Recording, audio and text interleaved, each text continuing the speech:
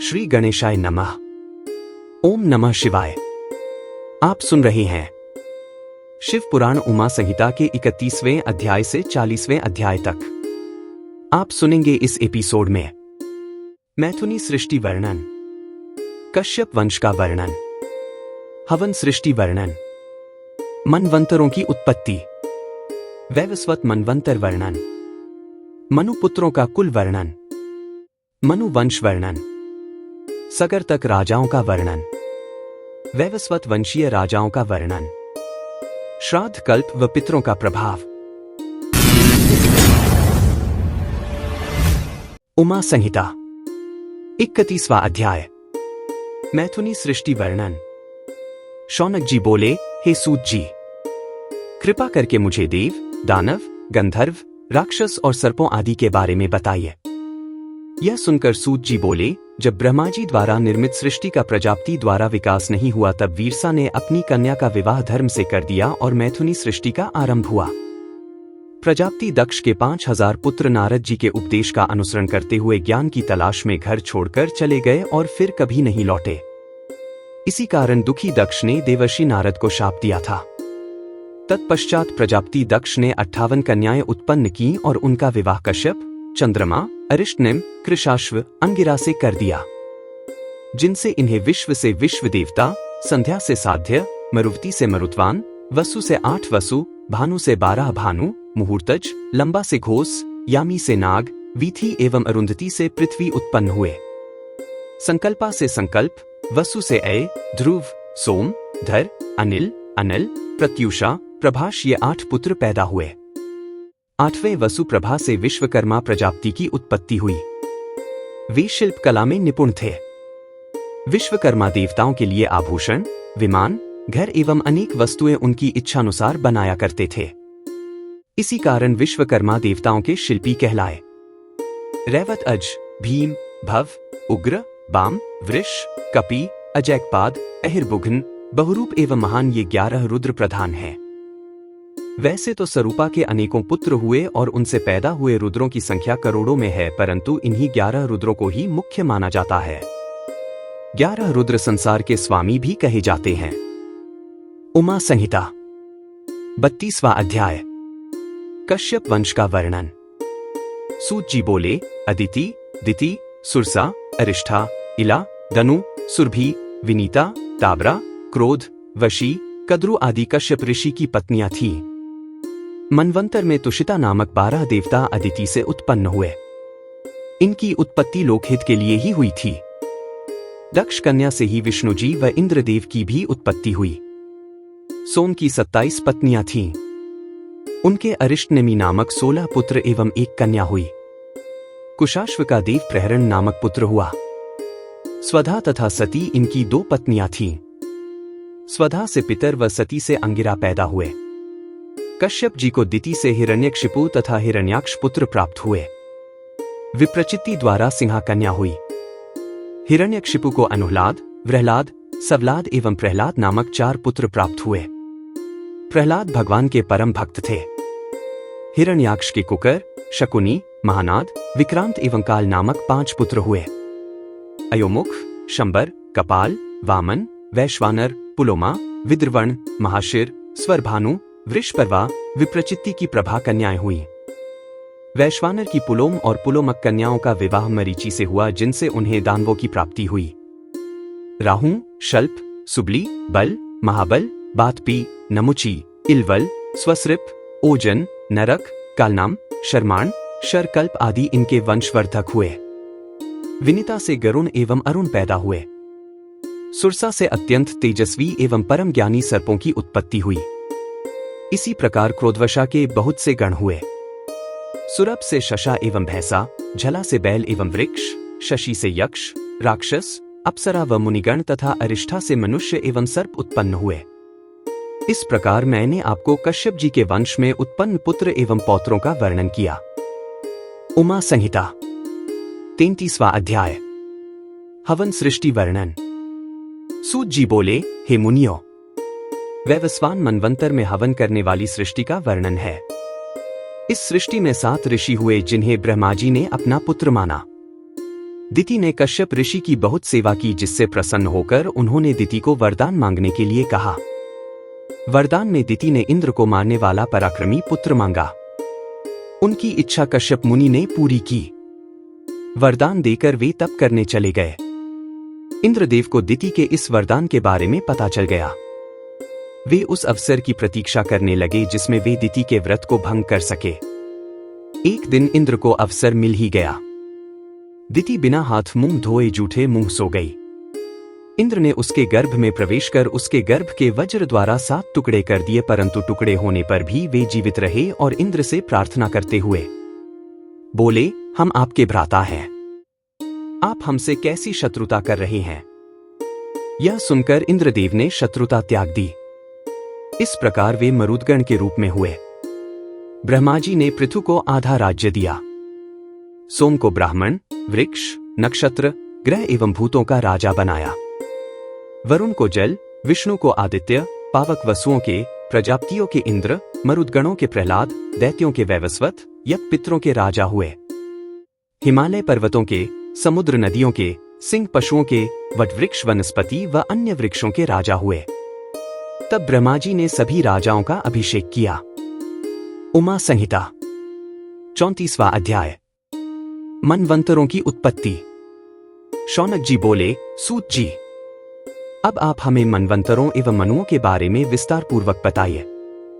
उनकी बात स्वीकारते हुए सूत जी बोले, हे मुनि जी, स्वयंभुव, स्वारोचिष, उत्तम, रैवत, चक्षुष आदि 5 मनवंतरों का वर्णन मैंने आपको सुना दिया है। अब वैवस्वत मनवंतर के बारे में सुनो। सावर्णी रोच्य, ब्रह्मा, धर्म, सावर्णी, रुद्र, सावर्णी देव, सावर्णी इंद्र, ये सभी मनु हैं। तीनों काल के मनवंतर कहे जाते हैं, जिसका 1000 युगों तक कल्प बनता है। मरीचि, अत्रि, अंगिरा, पुलह, ऋतु, पुलस्त्य, वशिष्ठ, ये 7 वृभा पुत्र हैं। स्वयंभुव मनवंतर में यामनायक देवता 7 ऋषि उत्तर दिशा में रहते हैं। अग्निद्र, अग्नि, बाहु, मेधातिथि, बस, ज्योतिष्मान, धृतमान, हव्य, पवन, शुभ, ये 10 स्वयंभुव मनुपुत्र हैं। इनमें यज्ञ नामक इंद्र कहे गए हैं।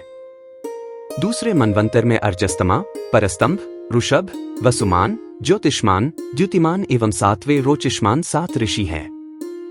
स्वरोचिष मनवंतर में रोचन, इंद्र तथा तुषिता नामक देवता कहे हैं। हरि, सुकृति, ज्योति, अयोमूर्ति, अयस्मय, प्रथित, मनुष्य, नभ, सूर्य महात्मा, स्वरोचिष के पुत्र हैं। तीसरे मनवंतर में वशिष्ठ के 7 पुत्र एवं हिरण्यगर्भ के ऊर्जा तेजस्वी पुत्र ऋषि कहलाए। चौथे मनवंतर में गार्ग्य, पृथु, गम्या, जन्यधाता और कपिनक आदि 7 ऋषि हैं। त्रिशिक इंद्र हैं। द्युतिपोत, सौत, पस्यतप, शूल, तापन, तपोरित, अकल्याश, धन्वी, खंगी, तामस, मनु 10 पुत्र हैं। 5वें मनवंतर में देवबाहु, जयमुनि, वेचिरा, हिरण्यरामा, पर्जन्य, ऊर्ध्वबाहु एवं सत्वजादिक 7 ऋषि कहलाए। विभु नाम के इंद्र तथा रैवत मनु कहलाए। छठे मनवंतर में रुचि प्रजापति के पुत्र रौच्य मनु, राम, व्यास, अत्रेय, बृहस्पति, भारद्वाज, अश्वत्थामा, शरद्वान, कृपाचार्य, कौहिक वंशी गाल्व, रुक, कश्यप आदि ऋषि और देवता कहलाए। इसी प्रकार आने वाले मनवंतरों में विशांग, नीबासुमत, द्युतिमान, वसु, सूट, सुराविष्णु, राजा, सुमति, सावर्णी मनु पुत्र होंगे। 9वें मनवंतर में मेधातिथि, पौलस्त्य, वस्तु, कश्यप, ज्योतिष्मान, भार्गव, अंगिरा तथा सवन, वशिष्ठ आदि रोहित मनवंतर में होंगे और मनु दक्ष सावर्णी होगा। इस प्रकार जब दूसरा मनवंतर आरंभ होगा तब हविष्मान, प्रकृति, अधोमुक्ति, अव्यय, प्रयाति, भाभार, अनीना ऋषि होंगे। द्विष्मंत नामक देवता होंगे। तृतीय मनवंतर में 11वां मनु होगा। उसमें हविष्मान व पुष्पमान, वशिष्ठ, अनय, चारु, निखर, तेजस, अग्नि, ब्रह्मा जी के वदृत कहलाएंगे। द्युति, सुताया, अंगिरा, पौलस्त्य, पुलह, भार्गव 7 ऋषि एवं ब्रह्मा के 5 मानस पुत्र देवता होंगे। इस मनवंतर में दिवसपति इंद्र होंगे। 14वां सत्य मनु मनवंतर होगा। इसमें आग्निद्र, अतिब्राह्य, मागध, शुक्ति, युक्ति, अजित, पुलह नामक 7 ऋषि, दाक्षुव देवता एवं शुचि इंद्र होगा। 14वें मनवंतर में 5 देवता होंगे। तरंग, भीरु, दुघ्न, अनुग्र, अतिमानी प्रवीण विष्णु संक्रंदन मनु के पुत्र होंगे। इस प्रकार मैंने आपसे भूत भविष्य काल के पहले कल्प के सभी मनुओं का वर्णन किया। मनु अपने धर्म और तप के प्रभाव से सहस्रों युगों तक प्रजा का पालन करके ब्रह्मलोक को जाते हैं। 14 मनवंतर अर्थात 71 युगों तक स्थिर रहकर सृष्टि का पुनः आरंभ होता है। 100,000 वर्ष पूर्ण होने पर एक कल्प पूरा माना जाता है। उमा संहिता 35वां अध्याय। वैवस्वत मनवंतर वर्णन। सूत जी बोले, कश्यप मुनि को दक्ष कन्या से विवस्वान सूर्य की प्राप्ति हुई। सूर्य की संज्ञा त्वष्ट्री सुरेणुका नामक 3 पत्नियां हुईं। संज्ञा और सूर्य की 3 संतानें हुईं। श्राद्ध देव, मनु और प्रजापति यम। यम के साथ यमुना कन्या के रूप में पैदा हुई। उस समय संज्ञा सूर्य के तेज को सहन न कर सकी। अपनी माया रूपी छाया प्रकट कर उसे अपनी संतानों का पालन पोषण करने की आज्ञा देकर संज्ञा अपने पिता के घर चली गई। उसके पिता ने उसे इस प्रकार आया देखकर धिक्कारा तो संज्ञा वहां से वापस आ गई। घोड़ी का वेश धारण करके वह कुरु देशों का भ्रमण करने लगी। इधर सूर्य ने संज्ञा की छाया को ही अपनी पत्नी माना। उससे उन्हें सावर्णी मनु नामक पुत्र प्राप्त हुआ। छाया को अपने पुत्र से अधिक प्यार था। वह संज्ञा की संतानों का सही से ध्यान नहीं रखती थी। एक दिन यम को किसी बात पर क्रोध आ गया और उसने छाया को लात मार दी। यह देखकर क्रोधित छाया ने यम को शाप दिया कि तुम्हारा पांव जिससे तुमने मुझे मारा वह गिर पड़े। शाप सुनकर यम बहुत चिंतित हुए और उन्होंने सारी बातें जाकर अपने पिता सूर्य को बताईं और शाप से बचाने की प्रार्थना की। सूर्यदेव बोले, बेटा, मैं तुम्हारी माता के शाप को असत्य नहीं कर सकता, परंतु उसे कम करने की कोशिश अवश्य करूंगा। सूर्य ने क्रोधित होकर छाया से पूछा, बताओ, तुमने यम को शाप क्यों दिया? क्या कोई मां अपने पुत्रों से ऐसा व्यवहार कर सकती है? तुम्हारा सबसे छोटे पुत्र से विशेष स्नेह है, अन्य सभी को तुम सदा डांटती रहती हो। ऐसा क्यों? इस प्रकार क्रोधित सूर्य के वचन सुनकर घबराई हुई छाया ने सारी बातें सच सच बता दी। फिर छाया ने सूर्य को शनि चक्र पर चढ़ाकर उनका तेज कम कर दिया। अब सूर्य का रूप सुंदर और शीतल हो गया था। उन्होंने युग दृष्टि से अपनी पत्नी संज्ञा के बारे में जानना चाहा। तब उन्हें ज्ञात हुआ कि संज्ञा घोड़ी के रूप में है। तब सूर्य उसके पास पहुंचे। अपनी पत्नी को वापस पाकर वे बहुत प्रसन्न हुए। संज्ञा भी उन्हें पाकर बहुत खुश हुई। उनके मिलन से वैद्य अश्विनी कुमार की उत्पत्ति हुई। तत्पश्चात खुशी खुशी संज्ञा और सूर्य अपने घर लौट आए। यमराज धर्मपूर्वक प्रजा का पालन करने लगे और धर्मराज कहलाए। सावर्णी मनु तपस्वी होने के कारण प्रजापति कहलाएं और सावर्णी मनवंतर में मनु हुए। यमुना सूर्य की सबसे छोटी कन्या यमलोक को पवित्र करके बहती हुई नदी हुई। उमा संहिता 36वां अध्याय। मनु पुत्रों का कुल वर्णन।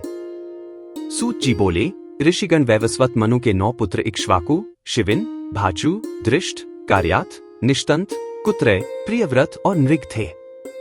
ये सभी महापराक्रमी, वीर और क्षत्रिय धर्म का पालन करने वाले थे। जब मनु की कोई संतान नहीं थी तो उन्होंने पुत्र प्राप्ति हेतु यज्ञ किया। तब वरुण के अंश से इड़ा की उत्पत्ति हुई। वह वरुण के पास गई और उन्हें बताया कि मैं मनु के यज्ञ में आपके अंश से ही पैदा हुई हूं। बताइए, मेरे लिए क्या आज्ञा है? तब वरुण देव ने उसे मनुवंश को बढ़ाने की आज्ञा प्रदान की। जब इड़ा मनु के घर की ओर जा रही थी तो रास्ते में बुद्धि से उसका मिलन हुआ और उनसे उसे पुरुरवा नामक पुत्र की प्राप्ति हुई, जिस पर उर्वशी नामक अप्सरा मोहित हो गई थी। तत्पश्चात भगवान शिव की कृपा से पुरुषत्व प्राप्त कर सुद्युम्न ने परम धर्मात्मा उत्कल, गय एवं विंताश्व नामक पुत्रों को पैदा किया। उत्कल ब्राह्मण होकर वल्कल देश में निवास करने लगे। विंताश्व पश्चिम देश में ब्राह्मण हुआ। अंतिपुत्र रैन्य रैभय नाम से जग प्रसिद्ध हुआ। उसका निवास कुशस्थली में हुआ था। उनके 100 पुत्र एवं कुकुदमी सबसे श्रेष्ठ कन्या हुई। इसकी कन्या के रूप में सुंदरी रेवती पैदा हुई। रेवती के बड़े होने पर कुकुदमी को उसके विवाह की चिंता हुई।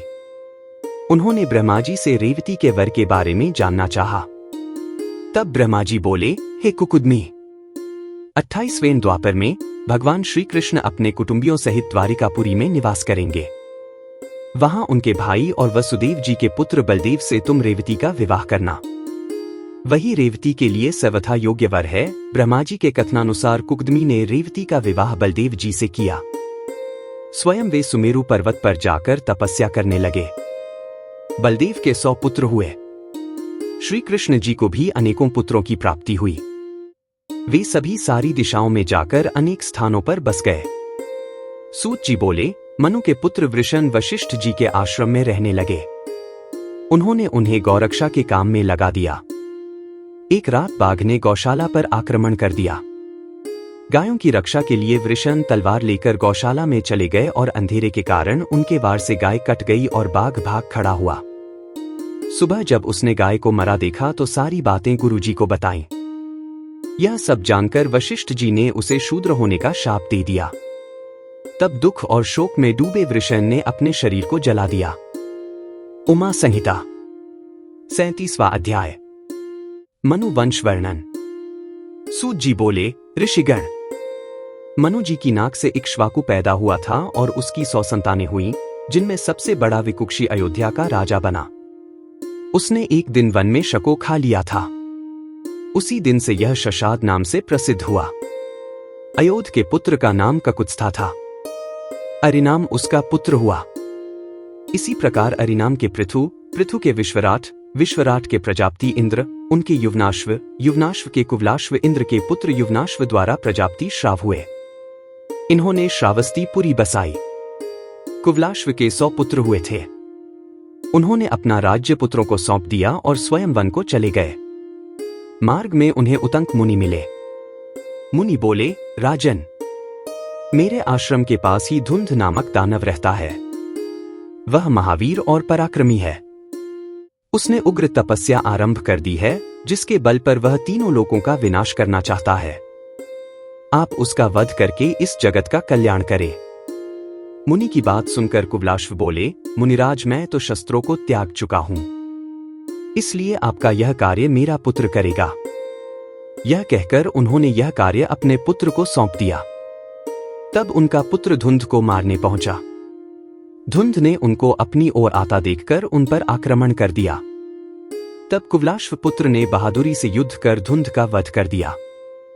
उतंक ऋषि ने उसे अपराजित रहने एवं अक्षय धन प्राप्ति का वर प्रदान किया। उनके पुत्रों में दृढ़ाश्व का हश्व, हर्यश्व का, निकुंभ एवं गृहताश्व, कृशाश्व एवं हेमवती कन्या उत्पन्न हुई। उसके प्रसेंजित नामक पुत्र हुआ। प्रसेंजित ने अपनी पत्नी को शाप दे दिया था, जिसके अनुसार वह बहुदा नाम की नदी बनी। पुरुकुत्स का पुत्र जयारुणी और सत्यव्रत उसका पुत्र हुआ। उसे अधर्मी समझकर उसके पिता ने उसे त्याग दिया। तब वह चांडालों के साथ रहने लगा। इसी अधर्मी के कारण इंद्र ने 12 वर्षों तक वर्षा नहीं की। तत्पश्चात विश्वामित्र ने अपनी पत्नी का त्याग कर दिया और तपस्या करने लगे। उनकी पत्नी ने अपने पुत्र का गला बांधकर उसे 100 गायों के बदले बेच दिया। सत्यव्रत ने ही उसे बचाया। गला बांधने के कारण उसका नाम गालव हुआ। उमा संहिता 38वां अध्याय। सगर तक राजाओं का वर्णन। सूत जी बोले, ऋषिगण, सत्यव्रत ने विश्वामित्र की पत्नी और पुत्र का पालन पोषण किया। एक दिन की बात है, राजकुमार ने मांस खाने की जिद की। तब सत्यव्रत ने महर्षि वशिष्ठ की एक गाय को मारा और तीनों ने उसे खा लिया। जब महर्षि वशिष्ठ को पता चला तो वे बहुत क्रोधित हुए। उन्होंने सत्यव्रत को त्रिशंकु होने का शाप दे दिया। इधर जब विश्वामित्र लौटे तो उन्हें पता चला कि उनकी अनुपस्थिति में सत्यव्रत ने ही उनके पुत्र और पत्नी का ध्यान रखा, तो वे बहुत प्रसन्न हुए। महर्षि विश्वामित्र ने सत्यव्रत के पिता का राज्य उसे दिला दिया। यज्ञ द्वारा उसे सीधे स्वर्ग पहुंचा दिया। सत्यव्रत की पत्नी सत्यर्था थी और उनके पुत्र हरिश्चंद्र राजा हुए। उनके पुत्र रोहित, रोहित के पुत्र वृक और वृक के पुत्र बाहु हुए। राजा बाहु ने ऋषि औरव के आश्रम में तालजंघाओं से रक्षा पाई थी। इसी जगह जहर सहित पुत्र पैदा हुआ। उसका नाम सगर था। सगर ने भार्गव ऋषि से आग्नेय नामक अस्त्र की शिक्षा ग्रहण की थी। उसने है तालजंघाओं को मारकर पूरी पृथ्वी पर विजय प्राप्त की। तत्पश्चात शकवलटूक, पारद, तगण, खश नामों आदि देशों में धर्म स्थापन किया। उन्होंने अश्वमेध यज्ञ किया और संस्कार द्वारा घोड़े को पवित्र कर छोड़ दिया। तब देवराज इंद्र ने घोड़े को पाताल में छिपा दिया। सगर पुत्रों ने घोड़े की तलाश में उस स्थान की खुदाई की। खुदाई करते करते वे कपिल जी के आश्रम में पहुंच गए। उनके शोर से कपिल मुनि ने आंखें खोली। उनकी आंखों के तेज की अग्नि से 60,000 सगर पुत्र भस्म हो गए। इनमें हर्ष, केतु, सुकेतु, धर्मरथ और शूरवीर पंचजन ही उस क्रोधाग्नि से बच पाए। इन्हीं के द्वारा सगर वंश आगे बढ़ा। उमा संहिता 39वां अध्याय। वैवस्वत वंशीय राजाओं का वर्णन। शौनक जी बोले, हे सूत जी, आपने राजा सगर के 60,000 पुत्रों के बारे में बताया। अब कृपा करके यह बताइए कि उनके 60,000 पुत्र किस प्रकार हुए। शौनक जी के प्रश्न का उत्तर देते हुए सूत जी बोले, हे मुनिवर, सगर की 2 पत्नियां थीं। उनकी पहली पत्नी ने ऋषि औरव से 60,000 पुत्रों का वरदान मांगा था। वरदान को सिद्ध करते हुए उनके 60,000 पुत्र हुए। रानी ने उन पुत्रों को मटकों में रख दिया। कुछ समय के पश्चात वे बलवान होकर बाहर निकल आए। ये 60,000 पुत्र ही कपिल मुनि की क्रोधाग्नि से भस्म हो गए थे। दूसरी रानी ने वरदान में एक वंश वृद्धि करने वाला सुंदर पराक्रमी पुत्र ही मांगा था। इन 60,000 भस्म हुए राजपुत्रों का उद्धार करना अति आवश्यक था। इसी सगर वंश में राजा दिलीप भी हुए। उन्हीं के पुत्र भगीरथ ने अपने पूर्वजों का उद्धार करने के लिए श्री गंगा जी को स्वर्ग से धरती पर बुलाया था। अपने पूर्वजों का उद्धार करके श्री गंगा जी को उन्होंने अपनी पुत्री बनाया। इसलिए वे भागीरथी नाम से जग प्रसिद्ध हुई। भागीरथी का पुत्र श्रुतिसेन, उनका पुत्र नाभाग, नाभाग का अम्बरीश, उनका सिंधुदीप, उसका आयुताजी, आयुताजी का ऋतुपर्ण, उसका अणपर्ण, उसका मित्रसह, उसका सर्वकर्मा, सर्वकर्मा का अनरण्य, अनरण्य का मुडिद्रोह, उसका निषद और निषद का खटवांग, खटवांग का दीर्घबाहु, दीर्घबाहु का दिलीप, दिलीप का रघु, रघु का अज, उसका दशरथ एवं दशरथ के पुत्र के रूप में मर्यादा पुरुषोत्तम श्रीराम का जन्म हुआ। श्रीराम के पुत्रों के रूप में लवकुश का जन्म हुआ। इस प्रकार वैवस्वत वंश आगे बढ़ता रहा। इक्ष्वाकु जो कि धर्मात्मा और पुण्यात्मा माने जाते थे, उनका वंश सुमित्र राजा तक चला। उमा संहिता 40वां अध्याय। श्राद्ध कल्प व पितरों का प्रभाव। शौनक जी बोले, हे सूत जी, सूर्य देवता को श्राद्ध देवता की संज्ञा कब और क्यों दी गई? साथ ही यह बताइए कि श्राद्ध का क्या महात्म्य है एवं उसका क्या फल होता है। शौनक जी के प्रश्न का उत्तर देते हुए सूत जी बोले, हे मुनिवर, जो पुरुष पिता, पितामह और प्रपितामह का नित्य श्राद्ध करते हैं, उन्हें धर्म एवं शुभ सम्मान की प्राप्ति होती है। एक बार युधिष्ठिर ने भीष्म पितामह से पूछा, पितामह, पितरों को श्राद्ध कैसे प्राप्त होते हैं? अपने कर्मों द्वारा कुछ लोग स्वर्ग जाते हैं तो कुछ नरक। मैंने यह भी सुना है कि देवता भी अपने पितरों का श्राद्ध करते हैं। क्या यह सच है? युधिष्ठिर के वचन सुनकर भीष्म पितामह बोले, पुत्र, एक दिन मैंने अपने पिताजी को पिंडदान किया तो वे सामने प्रकट हो गए और कहने लगे कि पिंड को मेरे हाथ पर रख दो, परंतु मैंने उसे कुश पर रख दिया। यह देखकर वे बोले, पुत्र, तुम बहुत धर्मज्ञ हो। तुम पर प्रसन्न होकर मैं तुम्हें इच्छा मृत्यु का वरदान देता हूं। तुम्हें तुम्हारी इच्छा के विरुद्ध कोई मार नहीं सकेगा। अपने पिता से वरदान पाकर मैं प्रसन्न हुआ और मैंने उनसे एक प्रश्न किया कि मुझे पितृकल्प के विषय में बताइए। यह सुनकर वे बोले, पुत्र, यही प्रश्न मैंने भी ऋषि मार्कंडेय से पूछा था। तब उन्होंने कहा, एक दिन मैंने एक विमान में एक बालक को सोते हुए देखकर उससे पूछा कि आप कौन हैं? तब वह बालक बताने लगा कि मैं ब्रह्मा जी का पुत्र सनत कुमार हूं। 7 ऋषि मेरे भाई हैं। तुमने मेरे दर्शनों के लिए ही तपस्या की थी, इसलिए मैं यहां प्रकट हुआ हूं। कहो क्या चाहते हो? मार्कंडेय जी बोले, स्वामी, पितरों का स्वर्ग क्या है? कृपा कर उसका वर्णन कीजिए। सनत कुमार जी बोले, मुनिवर, ब्रह्मा जी ने देवताओं की रचना करके उन्हें भजन और तपस्या करने का आदेश दिया। देवता ब्रह्मा जी को भूलकर आत्म मंथन करने लगे। इस कारण रुष्ट होकर ब्रह्मा जी ने उन्हें संज्ञाहीन और मूढ़ होने का शाप दे दिया। शाप सुनकर वे बहुत दुखी हुए और हाथ जोड़कर ब्रह्मा जी से क्षमा याचना करने लगे। ब्रह्मा जी ने उन्हें उनके बड़ों से प्रार्थना करने के लिए कहा। वे उनके पास जाकर ज्ञान के बारे में पूछने लगे।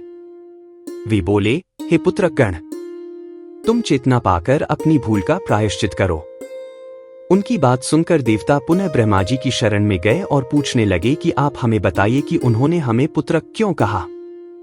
तब ब्रह्मा जी बोले, हे देवताओं, तुम्हें पुत्रक कहने वाले देव तुम्हारे पितर होंगे। तभी से वे देव पुत्र पितरों के नाम से जग प्रसिद्ध हुए।